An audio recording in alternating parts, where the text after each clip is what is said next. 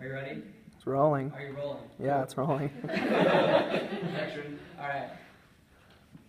Well, I would like to tell you some opposite benefit, sorry, I'm lacking the word, of smoking. It can affect you financially, medically, and socially. Financially, I have a question. How much would you think a pack of cigarettes costs nowadays?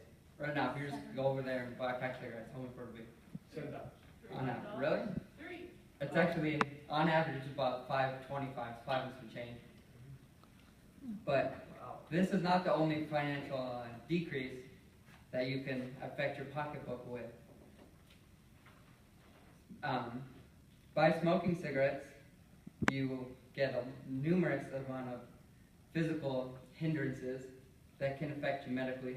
So, if you were to just fall down, we have a firefighter who's probably dealt with some hurt people, but if you were to just fall down, an average ambulance ride, I was just in one so I could tell you, it's about 4,000 to about 10,000 depending on what all is involved, like people and the injuries and all that.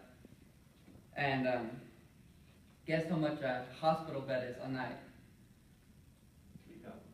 3,000? That's actually pretty accurate. Again, it varies on who the person is, how much he weighs, what all is wrong with him, like if he's got brain trauma like I had, or all that. Anyways, it's not cheap. So I'd like to dwell on the medical aspect of it. When you smoke or take a drag of a cigarette, you inhale carcinogens, toxins, and nicotine. If you had no education, these would not sound good. If someone was just to say carcinogens, you automatically think that's not good. You don't have to have any prerequisites to know that's not good. Obviously, it's not good, but you also deal with burnt paper, ashes, and all that. Anyway, so when you inhale carcinogens and toxins, they not only play with your body in ways that God did not design, but when you inhale nicotine, nicotine interacts with pleasure sensors in your brain, which allow them to release dopamine. Dopamine is a sensor for your brain that allows you to sense pleasure. And nicotine lets you drop a lot of it. And that's not good.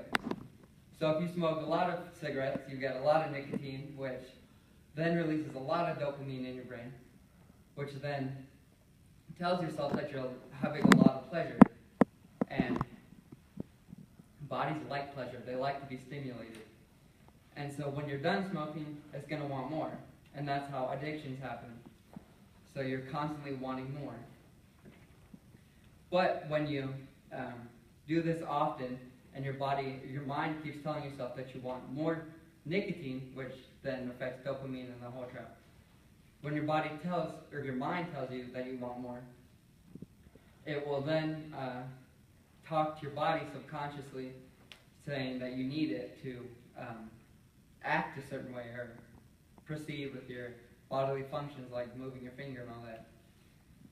So if you don't have it, your body will then start acting up, and then it will just further the case that your mind has already made with itself, saying that you need more of it. So your body will start shutting down or whatever else and so forth. Like start bleeding more, or I don't know. It'll start tricking yourself into thinking that you need more cigarettes when actually you don't. It's just, it can give you pleasure. Anyway, socially, about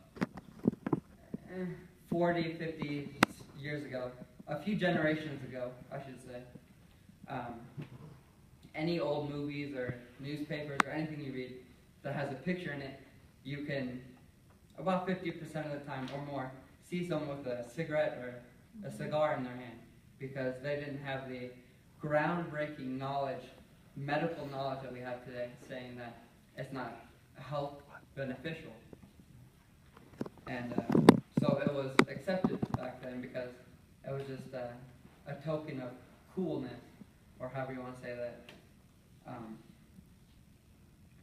And so nowadays, if you're seen with a cigarette or a cigar or something like that in public, you're seen as disrespectful or unkempt or unclean or things like that, which don't go very well in people's minds. Anyhow, so a benefit to not smoking would be that you can make a lot more relationships around you, which making relationships is good. I hope y'all can agree with that. Yes. Thank you. Amen. So, when you're seen with a cigarette or something that contains tobacco, which contains nicotine and all that, you're seen this way, and in many social environments, it's frowned upon, just as a statement, like in airports. If you're seen with a cigarette or something lit and it's supposed to go in your mouth, that's frowned upon for many reasons. And so, I hope by the brief amount of information that I've shared with you today, you can somewhat grasp the fact that smoking is not beneficial. It might give you a little bit of momentary pleasure, but long-term loss. Have you ever heard the phrase, short-term gain, long-term loss? That's what this is. Smoking cigarettes.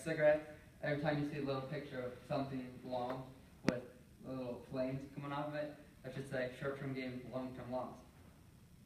Like if you're smoking on an airplane, short-term gain because you're having fun with it, but once it interacts with the atmosphere, I don't know all the science behind it, but once all that happens, that's not going to look good for everybody there, which means long-term loss. Anyhow, so with all this information that I just presented, I do hope that you will go home and not smoke and not have those thoughts of anything like that. Thank you.